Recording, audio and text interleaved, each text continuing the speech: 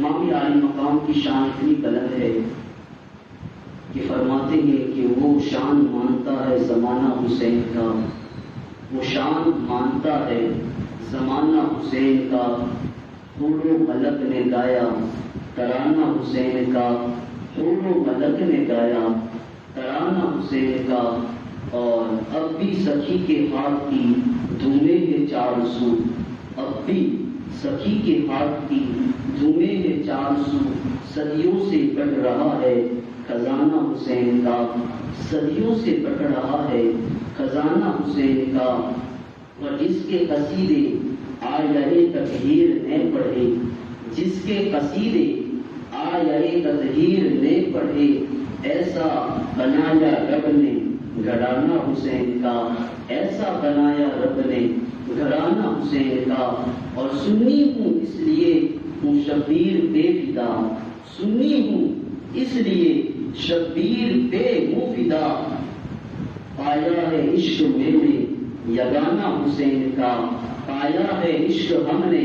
یگانہ حسین کا، اور آصف متاع دین ہے کربل کی داستان، آصف متاع دین ہے کربل کی داستان، یہ فیض بڑھ رہا ہے روزانہ حسین کا، یہ فیض بڑھ رہا ہے روزانہ حسین کا۔ مختصر طور پر انشاءاللہ جو پیغام امام عالی مقام نے ہمیں دیا ہے کربلا کی سرزمین سے، وہ آپ تک پہنچانا چاہتا ہوں۔ سب سے پہلے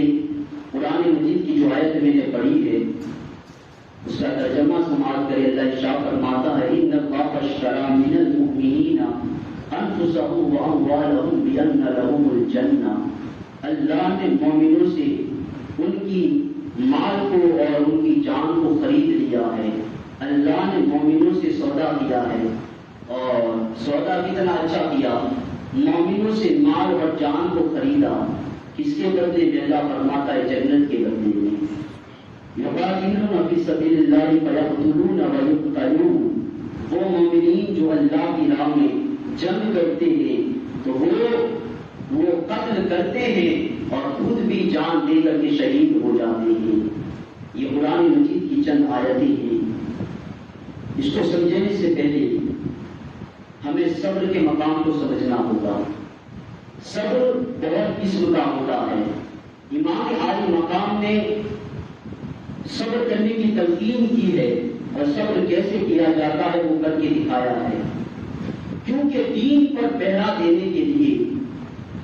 شریعت مصطفیٰ کی حفاظت کرنے کے لیے، اور صاف ستھرا دین لوگوں تک پہنچانے کے لیے صبر کی بہت ضرورت پڑتی ہے۔ اور سب سے زیادہ جو رہبر ہوتا ہے، جو قوم کا نگہبان ہوتا ہے، جو قوم کا سردار ہوتا ہے، جو شریعت کا پہرےدار ہوتا ہے، اس کے لیے دو چیزوں کی سب سے زیادہ ضرورت پڑتی ہے، ایک ہمت اور توانائی کی، ایک جرأت کی، اور دوسری ہے صبر کی۔ صبر کی اس میں سب سے زیادہ ضرورت پڑتی ہے۔ صبر ایسے بہت قسم کا ہوتا ہے، اسی لیے قرآن مجید آپ پڑھیں گے تو صبر کی تلقین اللہ نے بارہا کی ہے،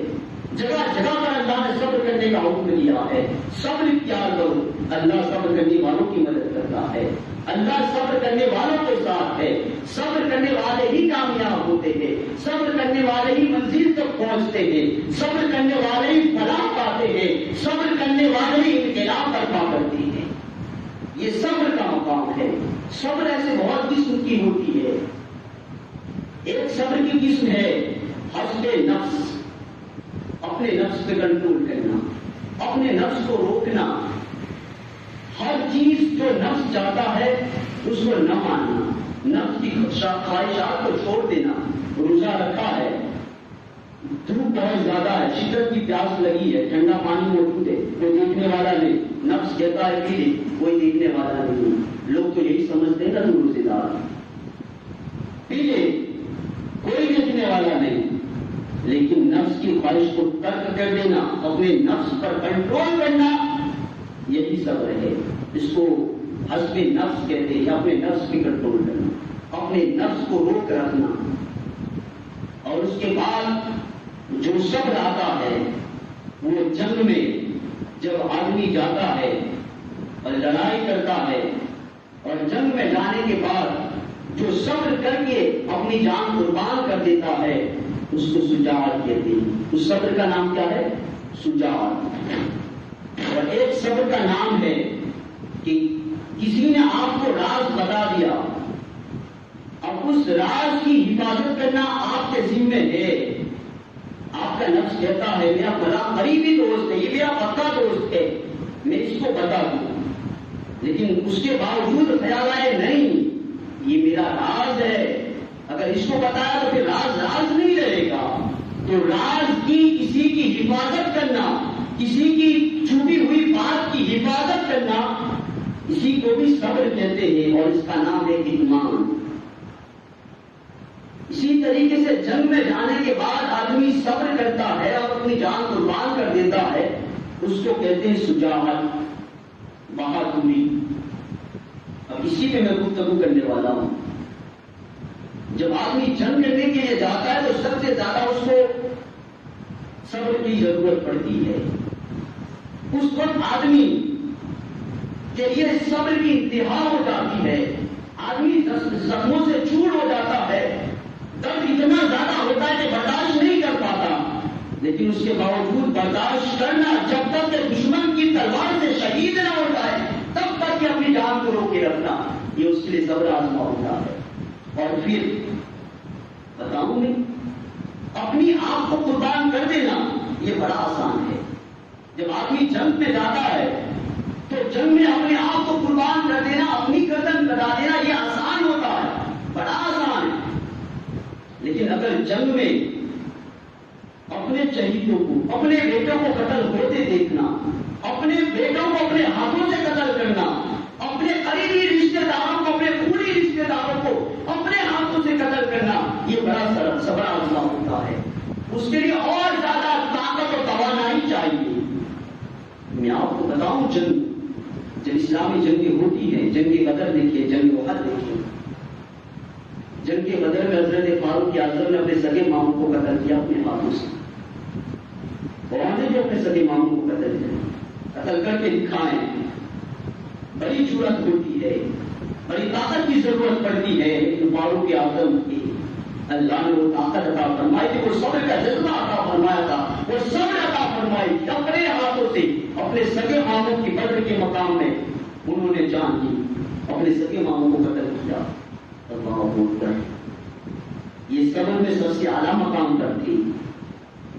اور نبی جو ہوتا ہے، نبی صبر میں سب سے اوپر ہوتا ہے. نبی سے بڑھ کر کسی کے پاس صبر نہیں ہوتا. صبر کی انتہا ان تک ہوتی ہے. صبر کا سرچشمہ ہوتا ہے نبی. اس لیے جتنی طاقت کی ضرورت نبی کو پڑتی ہے اتنی طاقت کسی اور کو نہیں پڑتی. جتنی تکلیفیں نبی کو ہوتی ہے اس سے بڑھ کر تکلیف کسی اور کو نہیں ہوتی، کیونکہ نبی بھی صبر بھی ایسا ہی کرتا ہے. دیکھیں تو صحیح، نبی پہ آرا چلتا ہے. قرآن مجید آپ پڑھیں تو صحیح. کئی انبیاء ایسے ہیں کہ ان کی قوم نے، کئی انبیاء علیہ السلام کو آرے سے چیر دیا گیا، کاٹ دیا گیا، لیکن نبی اپنی قوم کے لیے بددعا نہیں کرتا، صبر کرتا ہے. ان کی آنکھوں کے سامنے ان کے بیٹوں کو شہید کر دیا گیا، لیکن نبی صبر کرتا ہے. نبی کے بعد صدیق ہے، ابو بکر صدیق رضی اللہ تعالیٰ عنہ، ان کی صبر کا بھی مقام دی. جنگ بدر ہے، ان کا بیٹا ایمان نہیں لایا. جب ایمان لاتے ہیں عبد الرحمان تو کہتے ہیں بابا جنگ بدر میں جب میں مشرکوں کے ساتھ آیا تھا اور مسلمانوں سے میں نے جنگ کی تھی، اس وقت آپ میرے تلوار کے نیچے آ گئے تھے، باپ کا رشتہ بیچ میں آ گیا، ورنہ میں آپ کا سر قلم کر دیتا. تو پھر ابو بکر نے کہا خیر بناؤ، اس وقت میری نگاہ تم پہ نہ پڑی. اگر میری نگاہ تم پہ پڑتی تو پھر ابو بکر یہ خیال نہ کرتا کہ میرا بیٹا ہے. ابو بکر یہ سوچ کر کے تیرا سر قلم کر دیتا کہ یہ نبی کا دشمن ہے. یہ ہے صبر آزما. جنگ میں سب سے زیادہ طاقت کی ضرورت پڑتی ہے، سب سے زیادہ قوت کی ضرورت پڑتی ہے، اور جو جنگ میں صبر کرتا ہے اس کا نام شجاعت ہے. ابو بکر صدیق کو یہ مرتبہ حاصل تھا، اللہ نے یہ دولت عطا فرمائی تھی جرأت رکھتے تھے، یہ صبر کا ان کا مقام تھا۔ فاروق اعظم بھی ہے، اللہ اکبر، عثمان غنی بھی ہے، اختیار اتنا زیادہ تھا، لیکن اللہ اکبر حضرت عثمان غنی رضی اللہ تعالیٰ عنہ پر 51 دن تک پانی بڑھ رہا، اور وہ پانی جس پانی کو انہوں نے خود خرید کر کے لوگوں میں وقف کیا تھا، لیکن پھر بھی اللہ کی بارگاہ میں دعا نہ ہوئی، ورنہ شان اتنی رکھتے تھے کہ اگر دعا کرتے تو وہ پانی کنویں کا خود ان کے گھر میں آ کر کے ان پر سلام نہیں کرتا، لیکن یہ صبر کا مقام تھا۔ اب آئیے، جنگ کے اندر شجاعت کی ضرورت پڑتی ہے، اسی لیے امام عالی مقام سیدنا امام حسین رضی اللہ تعالی عنہ کو ہمارے آقا مصطفیٰ کریم صلی اللہ علیہ وسلم نے ان کی پرورش کی ہے۔ سارے واقعات آپ جانتے ہیں، آقا کریم صلی اللہ علیہ وسلم جب دونوں بچے کشتی لڑتے ہیں، وہ سارے واقعات آپ جانتے ہیں، وہ دونوں گم ہو جاتے ہیں۔ فاطمہ زہرا عرض کرتی یا رسول اللہ، کہیں وقت سے یہ دونوں بچے کہیں چلے گئے، ابھی تک نہیں آئے، پریشان ہوں، آپ کی آنکھوں سے آنسو جاری ہے، رونے لگتی ہے، آنا ارشاد فرماتے فاطمہ رونے کی ضرورت نہیں ہے، میں بھی ان دونوں سے محبت کرتا ہوں، میں بھی ان دونوں پر بڑا مہربان ہوں، تو بھی ان دونوں پر بہت مہربان ہے، لیکن فاطمہ سن لے، مجھ سے اور تجھ سے زیادہ ان دونوں کا رب ان پر بہت زیادہ مہربان ہے، اس لیے رونے کی ضرورت نہیں ہے۔ پھر جبرائیل فوراً آتے اور عرض کرتے حضور وہ دونوں شہزادے بڑی نظار کے باغ میں ہیں، اور ایک فرشتے کو اللہ نے مقرر کر دیا ہے ان کی نگہبانی میں، اور نگہبانی کا انداز یہ ہے کہ ایک فرشتہ اپنے ایک پر کو نیچے رکھے ہوئے ہیں، اس پر دونوں بچے لیٹے ہوئے ہیں، اور پھر ان پر چادر کی طرح دوسرا پر تان دیا ہے، یہ فرشتے ہیں۔ یہ باتیں ہو رہی تھی، آقا کریم صلی اللہ علیہ وسلم وہاں جاتے تھے، دونوں شہزادوں کو اپنے کندھوں پر بٹھاتے تھے، ایک کو داہنے کندھے پر حضرت امام حسن کو، داہنے کندھے پر امام حسین کو بائیں کندھے پر، اس میں بھی راز تھا۔ محدثین نے یہاں پر بھی ایک بات ایک نکتہ بیان کیا ہے کہ آقا نے امام حسین کو بائیں کندھے پہ کیوں بٹھایا، بائیں کندھے پہ کیوں بٹھایا، اس میں بھی جو شارحین حدیث ہے انہوں نے ایک راز کی بات بتائی، کیونکہ امام حسین کو کربلا کے لیے آجا سرکار کائنات صلی اللہ علیہ وسلم 55 حصے تیار کر رہے تھے، اور اپنے بائیں کندھے پر بٹھا کر کے ان کے قدموں کو اپنے دل سے لگایا، اور دل کی جرأت کو امام حسین کے قدموں کے ذریعہ اللہ کے رسول نے امام حسین کے دل میں اتار دیا تھا۔ یہ جرأت تھی، یہ طاقت تھی۔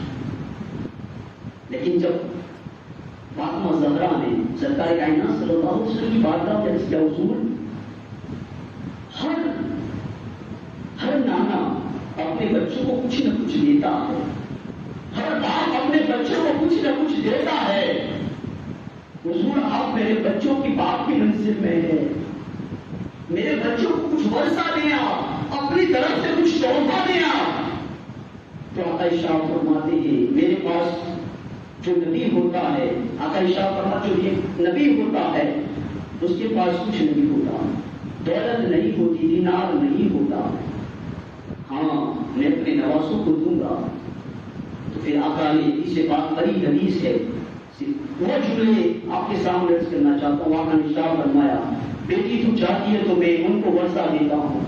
میں ان کو تحفے میں کچھ چیزیں دیتا ہوں۔ تو پھر آقا ارشاد فرماتے ہیں اما الحسن فلہو ہیبتی وسعدتی، اے فاطمہ میرا جو بیٹا حسن ہے،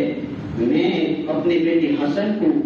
اپنی ہیبت اور اپنی سرداری کا تحفہ دیتا ہوں کہ اللہ رب العزت نے میری ہیبت کے ذریعہ مدد کی ہے کہ اگر میں مکہ میں رہوں اور 400 میل پر میرا دشمن ہو تو اللہ میں یہاں بیٹھا ہوں، اللہ میرا بہت دشمن پر غالب کر دیتا ہے۔ 400 میل دور اگر دشمن کھڑا ہے تو وہاں میرا نام سن کر کے کانپ جایا کرتا ہے، ایسی ہیبت اللہ نے مجھے عطا فرمائی ہے، اور وہ ہیبت کا تحفہ، اس ہیبت کے تحفے میں سے ایک حصہ میں حسن کو دیتا ہوں۔ اور فرمایا اس کے بعد اللہ نے مجھے سرداری عطا فرمائی ہے کہ سردار کائنات بنایا ہے، ساری کائنات کا سردار مجھے بنایا ہے۔ آقا شاہ فرماتے ہیں سرداری کا حصہ اپنے حسن کو عطا فرماتا ہے۔ اور پھر امام حسین کی باری آئی تو فرماتے ہیں وَأَمَّا الْحُسَيْنُ فَلَهُ جُرْأَتِي وَجُودِي، اے فاطمہ میں اپنے حسین کو تحفہ دیتا ہوں ورثے میں، وہ یہ ہے میری جرأت، میری طاقت کا تحفہ میں اپنے حسین کو دیتا ہوں، اپنی جرأت اور اپنی شجاعت کا تحفہ میں حسین کو دیتا ہوں، وجودی اور اپنی سخاوت میں سے حصہ میں اپنے حسین کو دیتا ہوں۔ یہاں شجاعت کا لفظ ہے، آقا نے شاہ فرمایا کہ میں اپنی طاقت، اپنی جرأت اور اپنی شجاعت کا تحفہ اپنے حسین کو دیتا ہوں، کیونکہ آقا جانتے تھے کربلا کے میدان میں جب آمنا سامنا ہوگا تو سب سے زیادہ شجاعت کی ضرورت اگر کسی کو پڑنے والی ہے تو امام حسین کو پڑنے والی ہے۔ اس لیے امام حسین کو صبر کا تحفہ، جو جنگ میں صبر کی جاتی ہے جس کا نام شجاعت ہے، وہ شجاعت کا وہ تحفہ ورثے میں حضرت امام علی مقام کو سید القونین سے ملا تھا، اور پھر تحفہ کیسا ملا، اللہ اکبر۔ صبر کے پھر اور بہت زیادہ مقام ہے۔ صبر کا ایک مقام یہ بھی ہے کہ ترک الاختیار قبل القضاء، یہ ایک صبر کی قسم ہے کہ آدمی جب صبر کرتا ہے تو ایک صبر کا مقام وہ آتا ہے کہ آدمی کے پاس سارے اختیارات ہوتے ہیں، سارے اختیارات ہوتے ہیں، لیکن آدمی قضا کو قبول کر لیا اور اپنے اختیار کو چھوڑ دے، اللہ کی رضا پہ راضی ہو جائے، اللہ کی طرف سے آنے والی قضا کو قبول کر لے اور اللہ نے جو اختیار دیا ہے اس اختیار کا استعمال نہ کرے، یہ صبر کا اعلیٰ مقام ہوتا ہے۔ امام علی مقام کو دیکھیے، کربلا کے میدان میں امام علی مقام، امام حسین رضی اللہ تعالیٰ عنہ، اور یہاں پر اسی لیے میں کہتا ہوں امام حسین کا صبر کا بہت بڑا مقام ہے۔ کئی اولیاء مل کر کے بھی امام علی مقام کی صبر کے مقام کو نہیں پا سکتے، کیونکہ اس مقام پر بڑے بڑے اولیاء اللہ کے بھی قدم رک جایا کرتے ہیں۔ حضرت غوث گوالیاری رحمۃ اللہ تعالی علیہ ہے، گوالیار کے شیخ ہے، گوالیار کے کتب ہے، لیکن جب گوالیار کا ایک ظالم گورنر مسلط ہوتا ہے، وہ آپ پر ظلم کرتا ہے، آپ کو گوالیار سے نکال دیتا ہے، آپ اپنے خاندان کو لے کر کے گوالیار سے نکلتے ہیں، راستے میں پہنچتے ہیں، ڈاک کو حملہ کرتے ہیں، سارا کام پر لوٹ لیتے ہیں، آپ کی آنکھوں کے سامنے کافروں کو قتل کر دیا جاتا ہے، آپ کی آنکھوں کے سامنے ظلم کی انتہا ہوتی ہے، لیکن پھر بھی آپ صبر کرتے ہیں۔ لیکن آپ کے پاس، آپ کے پیچھے ایک ہی سواری پہ آپ کی ایک نواسی بیٹھی ہوئی تھی، اللہ اکبر۔ اس نواسی کے کانوں میں بادشاہ کی سنے تھی، ڈاکو سارا کام پر لوٹ لیتے ہیں، حضرت غوث گوالیار رحمۃ اللہ تعالیٰ کے پاس آتے ہیں، اور جیسی ڈاکوں کی نظر ان بھائیوں پہ پڑی، اس لڑکی کی کانوں میں جو لٹک رہی تھی، تو ایک ڈاکو نے اپنا آگے ہاتھ بڑھایا اور اس بالی کو پکڑ کر کے کھینچا، جس سے حضرت غوث گوالیار رحمۃ اللہ تعالی کی جو نواسی تھی اس کا کان چیر گیا، جس سے حضرت غوث گوالیار رحمۃ اللہ تعالی کی جو نواسی تھی اس کی چیخ نکلی، زور سے چلائی، درد سے درد اٹھی۔ اب تک غوث گوالیار رحمۃ اللہ تعالی صبر کا مظاہرہ کر رہے تھے، لیکن جب اپنے خونی رشتے، اپنی سگی نواسی کی چیخ نکلی تو اب صبر کا پیمانہ لبریز ہو گیا، اور پھر جو ان کی ہاتھ میں گھوڑا تھا، جس کے چاقو تھا، جس سے آپ اپنے سواری کو ہانک رہے تھے، بس اس چاقو کو ہوا میں لہرایا، جیسے ہی ہوا میں لہراتے ہیں سارے کے سارے ڈاکو کے سب قلم ہو کر کے زمین پر گر جاتے ہیں۔ یہ کیا تھا؟ یہ ولی کا مقام ہوتا ہے، دانے کو طاقت اور پاور عطا فرماتا، فرمایا وہ ہوتا ہے ولی کو۔ ایک ولی کی یہ طاقت کہ وہ اختیار کا استعمال کرے تو سارے ڈاکوں کے سر قلم ہو جائیں، لیکن صبر کا مقام اس سے بھی آگے ہے، جو قضا کو قبول کر لے، اللہ نے جو اختیار ہے اس کو استعمال نہ کرے تو پھر یہ صبر کا مقام ہوتا ہے، وہ پھر آگے بڑھتے ہیں۔ امام علی مقام اس سے کئی زیادہ اونچا مقام رکھتے تھے۔ امام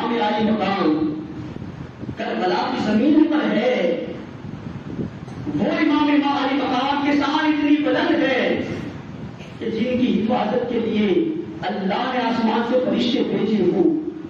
جو اگر کھیلے تو اللہ ان کا دل بہلانے کے لیے فرشتوں کو بھیجے. اللہ نے وہ طاقتیں عطا فرمائی تھی امام عالی مقام امام حسین کو کہ اگر وہ کربلا کی سرزمین پر چاہتے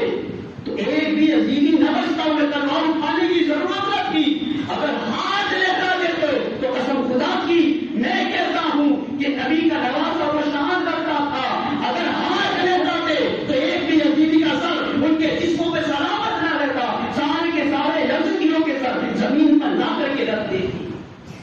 لیکن یہ صبر کا مقام تھا, امتحان تھا, اور اللہ کے رسول نے انہیں جرأت عطا فرمائی تھی. مقام کتنا بلند تھا, اور یہ قرآن مجید فرماتا ہے مرتبے کیسے بلند ہوتے ہیں قربانیوں کے ذریعہ.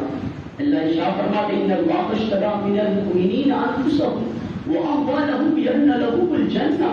یقاتلون فی سبیل اللہ فیقتلون ویقتلون وعدا علیہ حقا فی التوراۃ والانجیل والقرآن ومن اوفی بعهده من اللہ فاستبشروا وآیات من ذلک هو الفوز العظیم وذلک هو الفوز العظیم.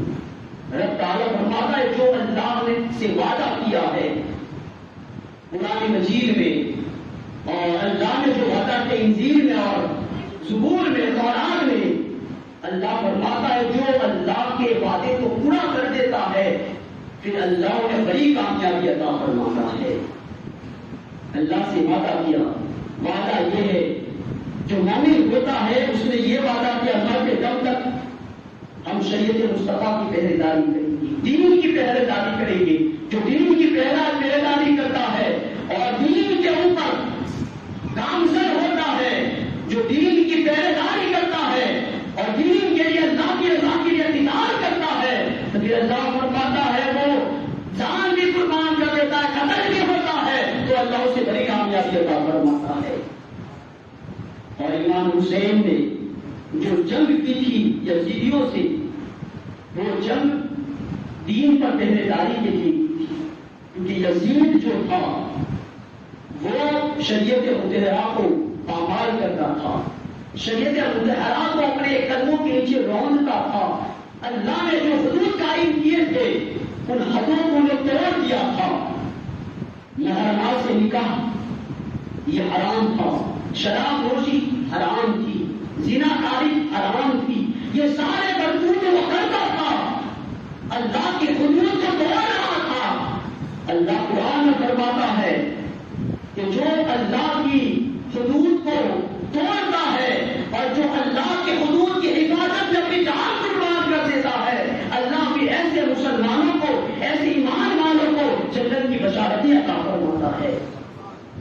امام عالی مقام جو نکلے تھے اپنے گھر کو چھوڑ کر کے, وہ دین پر پہرے داری کے لیے نکلے تھے, اللہ کی حدود کو بچانے کے لیے نکلے تھے. اس کے بعد آپ نے دیکھا امام عالی مقام جب مدینہ چھوڑتے تو مدینہ میں کیسی حالات تھی. 3 دن تک مدینہ منورہ میں, 3 دن تک گنبد خضرا کے نیچے, 3 دن تک مسجد نبوی میں گھوڑے باندھے گئے, اس میں پیشاور پاخانہ کیا گیا. یہ ساری باتیں مدینہ والوں پہ ظلم ہوا. امام عالی مقام نے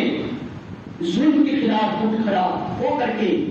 ظلم کے خلاف آواز اٹھا کر کے, اپنے سارے خاندان کو شہید کرا کر کے لوگوں کو بتایا, لوگوں جب بھی ایسا دور آ جائے کہ جب ظلم سر چڑھ کر کے بولے, جب ظلم عام ہو جائے, جب شریعت کو پامال کیا جا رہا ہو, جب اللہ کی حدود کو توڑا جا رہا ہو, جب دین میں نئی باتوں کا اضافہ کیا جا رہا ہو, جب دین میں گناہ بڑھتے چلے جا رہے ہو, تو پھر ایسی عالم میں پہرے داری کرنا, جو پہرے داری کرے گا وہ حقیقت میں حسین کا کردار نبھا رہا ہوگا. یہ حسینی کردار ہے. آخری بات اس کر کے اپنی گفتگو کو ختم کروں. امام عالی مقام نے ہمیں وہ صبر کا مقام کربلا کی دھرتی پہ عطا فرمایا کہ آقا نے انہیں شجاعت کا جذبہ عطا فرمایا تھا, شجاعت کا ورثہ عطا فرمایا تھا, طاقت اور جرأت کا ورثہ عطا فرمایا تھا, اور اس کا مظاہرہ انہوں نے کربلا کی سرزمین پر کیا کہ جب آپ کربلا کے میدان میں آتے ہیں اللہ اکبر, ایسا نہیں ہے کہ امام عالی مقام نے انہیں سمجھایا نہیں, یزیدیوں کو خطبے پہ خطبے دیے, بہت زیادہ خطبے دیے, انہیں سمجھایا کہ میں تمہارے نبی کا نواسا ہوں جس نبی کا تم کلمہ پڑھتے ہو، میں اسی نبی کا نواسا ہوں، میں وہی حسین ہوں جن کے ہونٹوں کو آقا چوما کرتے تھے، میں وہی حسین ہوں جن کو آقا مدینے کی گلیوں میں اپنے کندھوں پر بٹھا کر کے گھما کرتے تھے، میں وہی حسین ہوں جن کو جھولا جھلانے فرشتے آیا کرتے تھے، میں وہی حسین ہوں جن کے زبان مصطفیٰ چوسا کرتے تھے۔ اللہ اکبر، یہ ساری باتیں انہوں نے بتائی تھی، لیکن یزیدیوں میں زیادہ تر وہ تھے جنہوں نے امیر المومنین عثمان غنی کو قتل کیا تھا، ان کے اندر زیادہ تر وہ تھے جنہوں نے حضرت مولا علی کو قتل کیا تھا، ان میں سے زیادہ تر وہ تھے جنہوں نے حضرت عمر بن خطاب کو قتل کیا تھا۔ زیادہ تر آواز قسم کے لوگ تھے، زیادہ تر منچلے لوگ تھے جو دنیا کی دولت میں اتنے مدہوش ہو چکے تھے کہ انہیں نواز رسول بھی نظر نہیں آیا تھا، لیکن اللہ کو قربان جان کیسی جرأت ملی تھی، کیسی شجاعت اور کیسی صبر کا جذبہ ملا تھا امام عالی مقام کے امام حسین کو، کہ آخری رات میں جب آپ نے دیکھ لیا کہ یہ لوگ میری جان لیے بغیر واپس نہیں جائیں گے، تو پھر انہوں نے ایک فیصلہ کیا اور اپنے جتنے بھی ساتھی تھے رات کے عالم میں سارے ساتھیوں کو بلایا اور ساتھیوں کو خطبہ دیا۔ آخری خطبہ انہوں نے فرمایا کہ میں تم سے راضی ہوں، یہاں تک آپ لوگوں نے ساتھ دیا، لیکن کل ایک بڑا معرکہ ہوگا، ایک تاریخی معرکہ ہوگا، اور کل دنیا وہ دیکھے گی جو آج تک دنیا نے نہ دیکھا ہوگا، اس لیے میں تم کو اجازت دیتا ہوں کہ جو جانا چاہے وہ جا سکتا ہے، اپنی جان بچا لو، ان کو صرف حسین کی جان چاہیے، ان کو آپ سے کوئی غرض نہیں ہے، آپ چلے جائیں، مجھے اکیلا چھوڑ دے، حسین اکیلا ان کے لیے کافی ہے۔ رات کا وقت اس لیے چنتا ہوں تاکہ کسی کو جانے میں شرم نہ لگے، رات کی تاریکی میں آپ یہاں سے نکل جائیں، ممکن مجھے اور میرے خاندان کو اکیلا چھوڑ دے۔ لیکن اللہ اکبر، ہر ساتھی نے یہ کہا حضور یہ کیسے ہو سکتا ہے،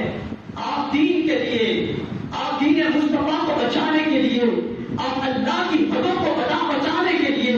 اللہ کی حدود کو بچانے کے لیے، اللہ کے دین پر پہرا دینے کے لیے اپنی جان قربان کر دے۔ حضور ہم بھی غلامان مصطفیٰ ہے، آپ دین کے لیے جان دے، ہم آپ کے قدموں پر اپنی غلامی کا اور اپنی قدموں آپ کے قدموں پر اپنی گردن کٹا کر کے غلامی کا حق ادا کریں گے۔ یہ بات ہے، جب رات ڈلتی ہے صبح کی سفیدی ہوتی ہے تو تاریخ نے وہ دیکھا جو آج تک نہ دیکھا گیا، نہ قیامت تک دیکھا جائے گا۔ اللہ اکبر، امام عالی مقام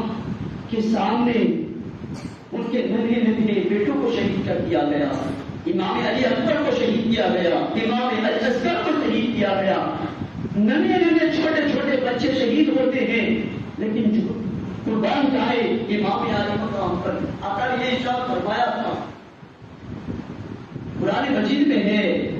اس لیے میں کہتا ہوں کہ جس کو ایمان کی حلاوت ملتی ہے، جس کو ایمان کی مٹھاس ملتی ہے، وہ نبی کی آل سے محبت کرتا ہے، اور جس کے دل میں ایمان کی مٹھاس نہیں ہوتی نا،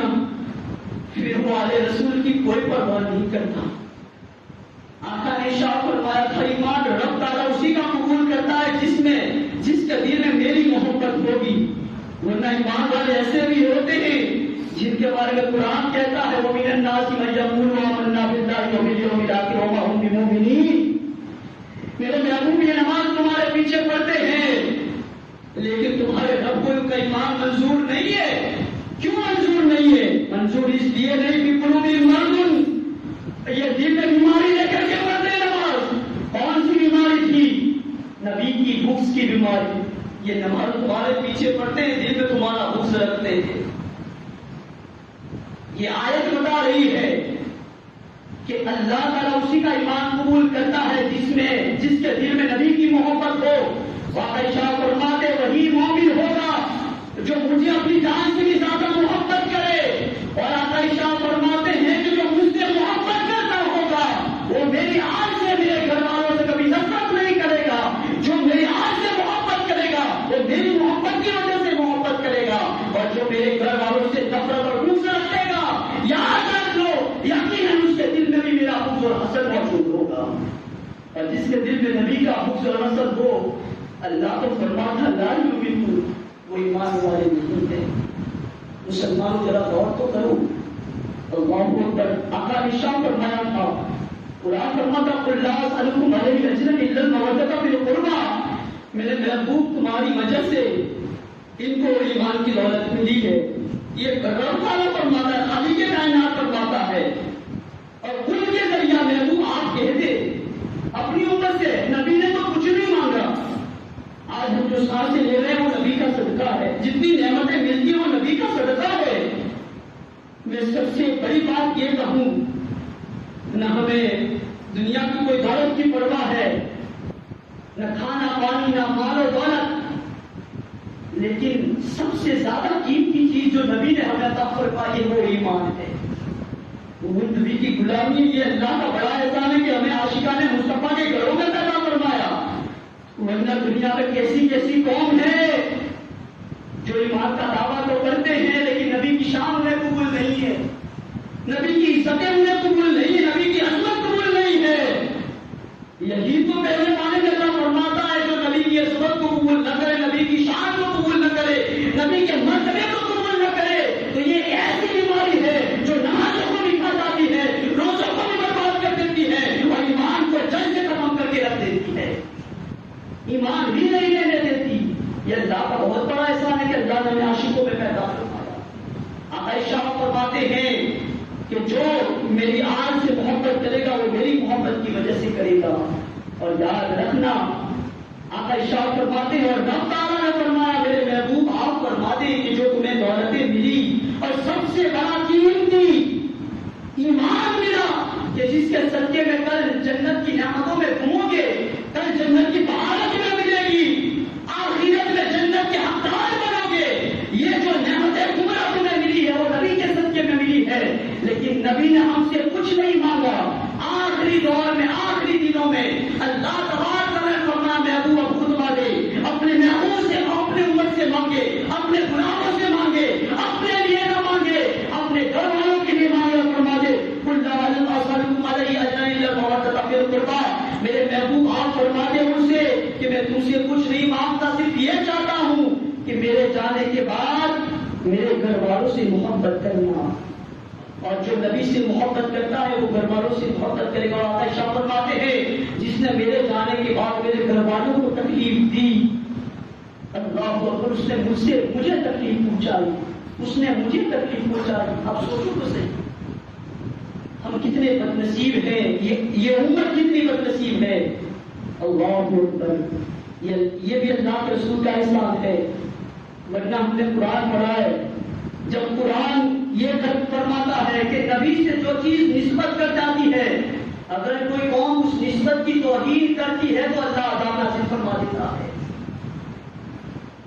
یہ امت پر نبی کا احسان ہے کہ اللہ اکبر، کربلا کی سرزمین پر امام علی مقام کے بیٹوں کو، چھوٹے چھوٹے بیٹے، ہاتھ میں ہے علی اصغر، اور اس سے پانی مانگ رہے ہیں، حالانکہ وہ شان رکھتے ہیں کہ اگر انگلی بھی رکھ دیتے تو اللہ اکبر آب زمزم کی طرح پانی ابلنے لگتا، لیکن ایک نواز رسول امت مصطفیٰ سے اپنی نانا کی امت سے پانی طلب کرتا ہے، اور پانی دینے کی بجائے تیر دیا جاتا ہے، لیکن وہ مان جائے امام حسین کی جرأت پر، ہاتھ میں بیٹا کھڑک رہا ہے اور خون کے فوارے جاری ہے، لیکن بد دعا کا جملہ ہی نہیں نکلتا۔ اس امت کے لیے بد دعا نہیں کرتے، اس امت کے لیے صرف خیر ہی خیر ہے۔ یہ نواز رسول ہی کر سکتا ہے، یہ خود رسول ہی کر سکتا ہے، یہ نبی کا بیٹا ہی کر سکتا ہے۔ اللہ اکبر، وہ خون آلود لاش کو لے کر کے آسمان کی طرف نگاہ اٹھا کر کے عرض کرتے مولا تیرے حسین کی یہ قربانی بھی قبول کر دے۔ اللہ اکبر، اس طریقے سے وہ صبر کا مظاہرہ کرتے ہیں کہ چشم فلک نے دیکھا کہ جتنی قسمیں اللہ نے قرآن میں صبر کی بیان کی ہے وہ ساری قسمیں ہمیں کربلا کے میدان میں امام علی مقام سے دکھتی ہوئی نظر آتی ہے۔ امام علی مقام نے ساری صبر کا مظاہرہ کر کے اور ساری صبروں کو عملی جامہ پہنا کر کے لوگوں کو دکھایا۔ میرے کو یاد رکھنا قیامت تک جس طریقے سے میں نے ظالموں کے خلاف اور دین سے غداری کرنے والوں کے خلاف آواز اٹھائی ہے، اگر واقعی اہل بیت سے محبت کرتی ہوں تو پھر ہمیں حسین کا یہ کردار یاد رکھنا ہے، حسین کا یہ درس یاد رکھنا ہے کہ ہم سے کبھی بھی پہلے تو یہ کہ شریعت کی پامالی نہ ہو، شریعت سے غداری نہ ہو، اور اگر کوئی شریعت کی غداری کرتا ہے، شریعت کی پامالی کرتا ہے تو پھر چاہے حکومت میں ہی کیوں نہ ہو ہمیں آواز اٹھانا یہ ضروری ہے، اور جو آواز اٹھائے گا حقیقت میں وہ حسینی کردار ادا کرے گا۔ اللہ رب العزت ہم سب کو امام عالی مقام کے نقش قدم پر چلتے ہوئے صبر کرنے کی توفیق عطا فرمائے، اور اللہ رب العزت آج کی محفل کو امام عالی مقام کی صدقے میں اپنی بات کا مقبول فرمائے۔ وما علینا الا البلاغ۔ السلام